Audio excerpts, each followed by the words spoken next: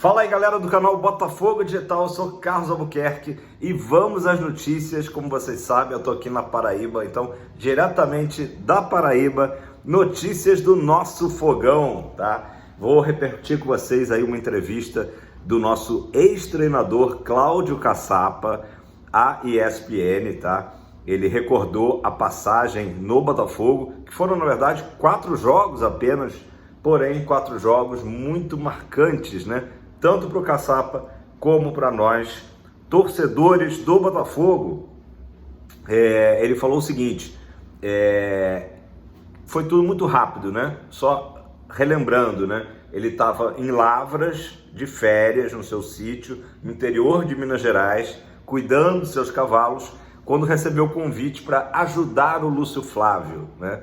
E ele até ficou assim meio, será que é verdade isso? Será que é brincadeira, né? E acabou que, num piscar de olhos, ele foi convocado e foi ao Rio de Janeiro para assumir o Botafogo. Chegou no Botafogo, conheceu os jogadores já no sábado, após o jantar, né? Os jogadores jantam ali mais cedo.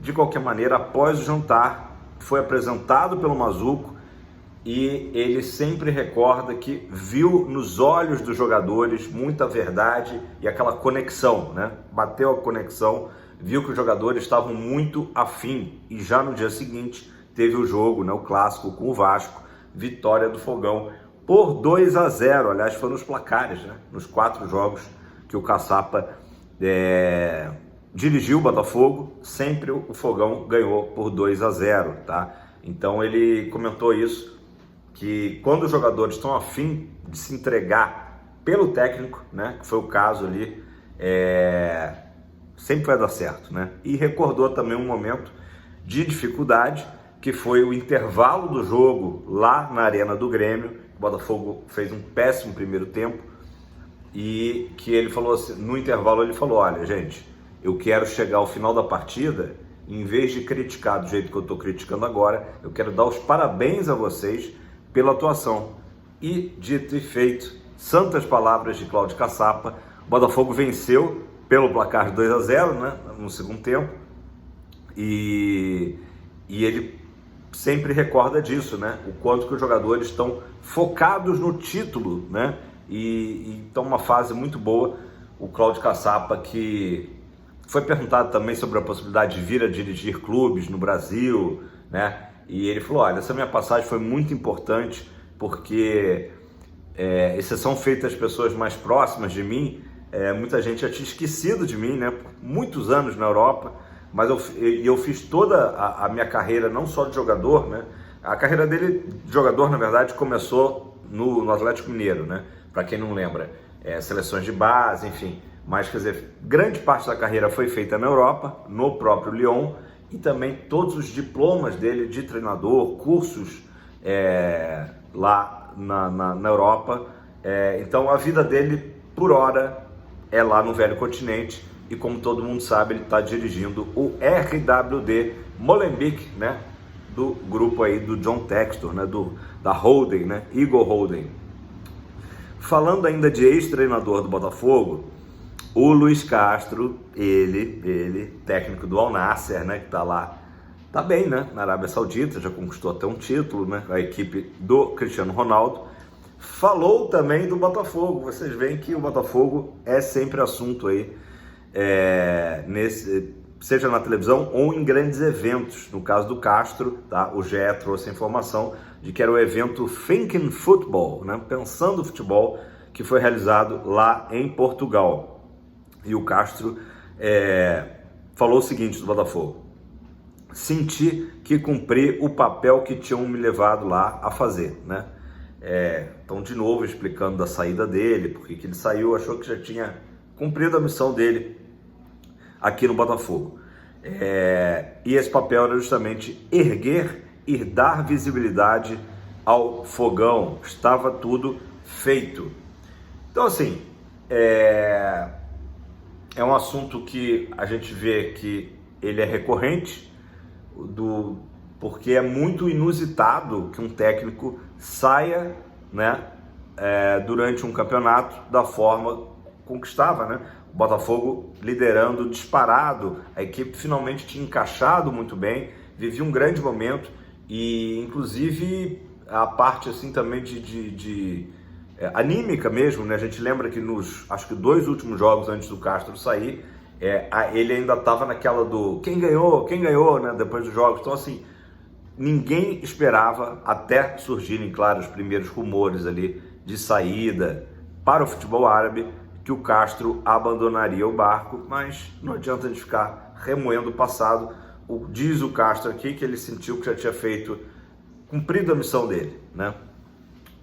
Pessoal, a gente é muito supersticioso, então a gente vive remoendo aí, voltando em 95, fazendo as comparações com 2023, né? Vou até falar uma superstição aqui interessante. Eu estou hospedado numa casa que o número é 95 e a casa do lado é 89.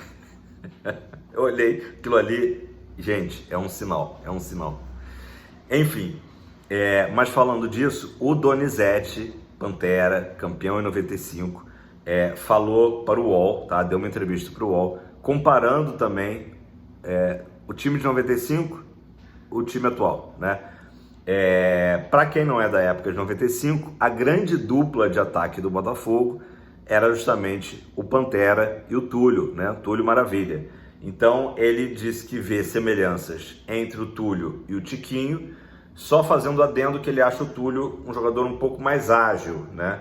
Que eu concordo, né? Até pela estatura. O Túlio é um jogador ali de 1,76 e o Tiquinho é um jogador bem mais alto, o que também não tira a habilidade do Tiquinho. O Tiquinho, inclusive, ontem tinha mais um vídeo dele no Lonier mostrando sua habilidade, figuraça, né, o Tiquinho, mandando o Adrielson chutar mais alto possível para ele matar a bola, né? O bebê vai dormir, e aí dando aquela matada bonita. Então o Donizete fez essa comparação e aí perguntado, e quem desse elenco seria o Donizete, né? E aí ele falou que vê semelhanças, e eu concordo também, do futebol dele com o do Júnior Santos, né? Jogador de força física, né? E realmente eu acho que a comparação é muito boa, né? Obviamente que o Júnior Santos, a gente sabe, não está num bom momento, né? Mas ainda tem muito campeonato pela frente, quem sabe aí ele volta aí a servir o Tiquinho do jeito que o Donizete servia ao Túlio, né? E o Donizete também lembrou uma frase que ele dizia mesmo na época, né, do título de 95, para dizer que era tudo ou nada para o Botafogo, né? O Botafogo vivia um momento financeiro muito ruim, mas a equipe percebendo que poderia sim ser campeão porque tinha um grande time, o Donizete sempre falava, é queijo ou mariola, né? É tudo ou nada. Então, legal a gente recordar, né? E o Donizete falando do amor dele também pelo Botafogo. Depois ele tem uma passagem também importante pelo Vasco, onde é campeão até da Libertadores. Donizete normalmente fica meio dividido ali entre Vasco e Botafogo, mas ele sempre fala também do seu amor ao Fogão, inesquecível título de 95. Pessoal, eu trouxe ontem a informação do jornal português, o mais importante jornal português de esportes, A Bola, que o Botafogo estava se preparando para comprar o Gabriel Pires, né, para nos próximos dias, segundo A Bola, fazer uma proposta. Já o canal do TF trouxe uma informação um pouco diferente, apurou, tá, que o Botafogo não vai fazer isso já, tá? Que o foco total do clube no momento é ser campeão brasileiro, o título brasileiro. E eu concordo, né? Com certeza o foco tem que ser esse. Nada pode desviar, né, desse objetivo, certo? Então, naturalmente, que o Botafogo também vai deixar passar um pouco mais para observar mais as situações. Se a gente vê que o retorno recém começou, então praticamente quase que metade do campeonato ainda vai ser jogada, né? E muita coisa pode acontecer. Acabei de dar o exemplo do Júnior Santos, que começou muito bem o campeonato, os primeiros jogos ali em altíssimo nível, depois teve uma queda que coincidiu com a saída do Castro, e pode ser que ele se recupere, porque tem muito jogo pela frente. Então o Botafogo cauteloso no momento, né? E é assim que tem que ser. Eu concordo com essa postura, por mais que a gente obviamente já detecte situações, né? Como a do Gabriel Pires mesmo, um bom jogador, sofreu um pouco com lesão, mas pode ser muito útil continuando no Botafogo no ano que vem, tá? Então, existem outros jogadores com situações ligadas a cláusulas e metas, né? Acho que dois bons exemplos são do Luiz Henrique e do Lucas Fernandes. Hoje, para mim, muito claro que o Botafogo quer permanecer com o Luiz Henrique, né? Vai tentar sim adquirir o passe junto ao Olympique de Marselha, apesar do passe ser um valor considerado muito alto, né? Então, o Brown já trouxe informações há tempos atrás de que o Botafogo tentaria sim baixar o valor final do Luiz Henrique, mas mesmo que não conseguisse, iria fazer essa aquisição junto ao clube francês. Outro jogador na mesma situação é o Lucas Fernandes. Esse já é um jogador que hoje, tá? Dia 10 de setembro, eu vejo que, a menos que seja um valor baixo, talvez não seja um jogador para o Botafogo manter para o ano que vem, justamente porque não tem entregue, né? Fez o gol lá na Argentina no jogo contra o Defensa e Justiça, mas o Lucas Fernandes, a gente pode falar que performou até melhor no ano passado do que esse ano, né? Mas o Bruno Lage tem dado oportunidade para ele, né? Então vamos ver se ele consegue aí, de repente, se recuperar. Existe também o caso de jogadores emprestados com passe fixado, né? Porque do Luiz Henrique existe o passe fixado, mas com gatilhos, tá? Então, no momento que ele cumpre 50% da minutagem do Botafogo, o Botafogo é obrigado a comprá-lo, tá? Só esclarecendo, mesma coisa em relação ao Lucas Fernandes. E já outros jogadores é passe fixado. Se o Botafogo quiser, ao final do empréstimo, chegar junto, tá? O Botafogo sabe qual é o valor a pagar. Então, Gabriel Pires, que eu acabei de falar, de Plácido, tá? De Plácido, acho que é um jogador hoje muito bem analisado internamente, tá? E o Carlos Alberto, que também saiu a notícia essa semana, vinda do América Mineiro, de que tudo indicava que o Botafogo tinha interesse sim em adquirir o jogador em definitivo, tá? E ainda tem um terceiro caso, que é o do Rafael, que é um jogador que está emprestado ao Botafogo, né, até dezembro, né? Aliás, emprestado não, tem contrato com o Botafogo até dezembro, mas está numa lesão, aí, se recuperando de uma lesão. Eu vejo também o Rafael com grandes possibilidades, até pela relação que ele tem com o próprio Textor, com o Botafogo, de que ele renove e continue no ano que vem, beleza? Pessoal, agora vamos falar do Roberto Pereira, que é esse jogador aí que o Botafogo fez uma proposta oficial, né? E a última notícia do GE, tá? É que tudo indica, como já tinha sido falado ontem, através de um jornalista italiano, né? Do Tutto Mercato, tudo indica que o jogador argentino de 32 anos, né? Vai ficar na Itália, na Udinese, clube que ele defendeu por 4 temporadas, tá? Então, esse final de semana é o decisivo. A expectativa é que ainda nesse final de semana, ou seja, ainda hoje, seja feita essa assinatura com a Udinese, tá? Porém, no futebol, a gente só tem certeza das coisas depois que estão assinados. Botafogo e Palmeiras seguem correndo por fora, né? Não vou iludir o torcedor, dizer que as possibilidades são grandes. Desde sempre a gente falou aqui no canal de que o Botafogo tinha feito uma proposta. Hoje, dentro da realidade do Botafogo, as propostas são propostas bastante interessantes, né? O Botafogo tem condições de oferecer a jogadores, mesmo que de grandes ligas, né? No caso, Roberto Pereira tá livre no mercado, mas o Botafogo fez uma ótima proposta e o que parece que vai balançar para ele de fato continuar na Itália é a opinião da família dele. A família dele tem esse desejo de permanecer lá na bota, né? Então, essa é a notícia. Obviamente, vamos acompanhar, né, o que acontece. Teve também o interesse do Santos, tá? O Santos também foi mais um clube brasileiro que manifestou desejo, fez proposta e aí sim teve essa proposta recusada pelo staff do jogador, tá? Então, o Botafogo e o Palmeiras não tiveram proposta ainda recusada, por isso ainda tem aquela esperança, né? Os dois clubes brasileiros ainda têm esperança de contar com o Roberto Pereira. Galera, para fechar aqui o vídeo, a gente acaba sempre falando de números, né?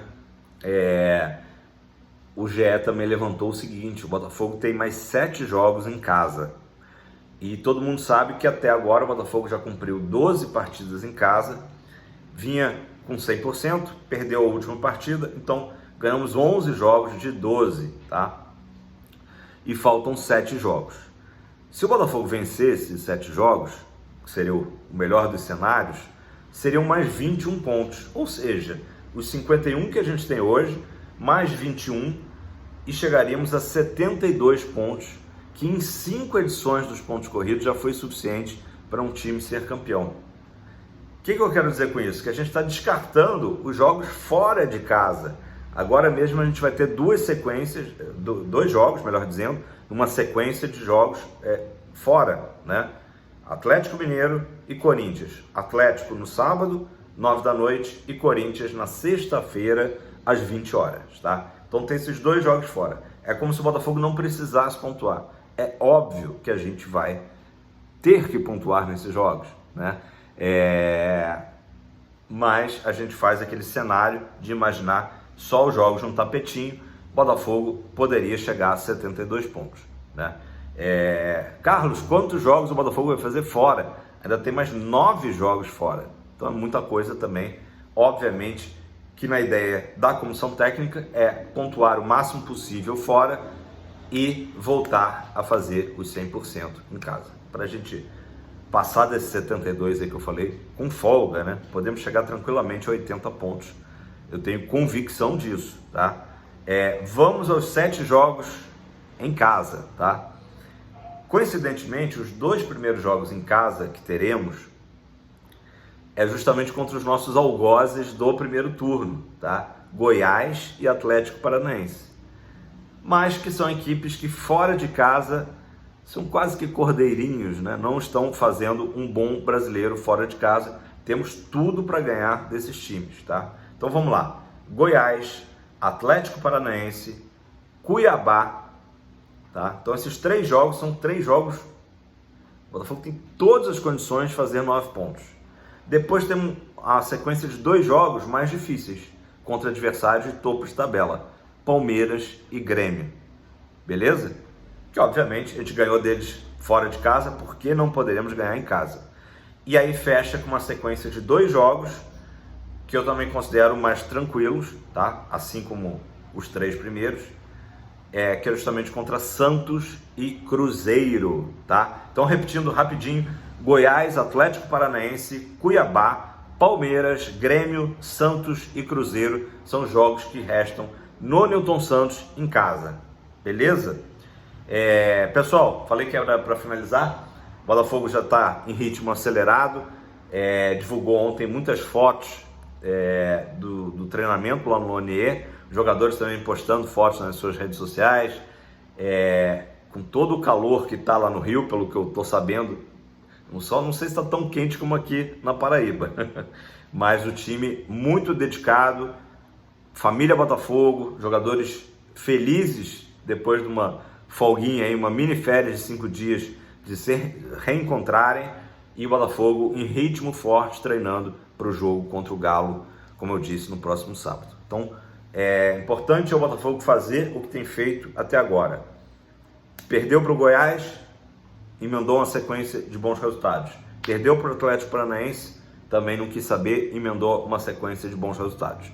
Mesma coisa agora, tivemos uma derrota, um desvio de percurso ali, tem essa data FIFA que deixa a gente aí mais ansioso, né, para a volta, mas o Botafogo precisa fazer e vai fazer, eu tenho fé nisso, é a mesma coisa que fez nas derrotas anteriores. Recuperar logo, levanta, sacode a poeira e dá a volta por cima. Beleza? Deu 20 minutos já de vídeo, galera. Dá aquele like, compartilhe. Se você não é inscrito, se inscreva. Já estamos aí rumo aos 6.000 inscritos, né? E conto com seu comentário aí embaixo, tá? Até para o YouTube também entender que esse é um conteúdo de qualidade para nós botafoguenses. Seremos tricampeões, galera. Pra cima, fogão!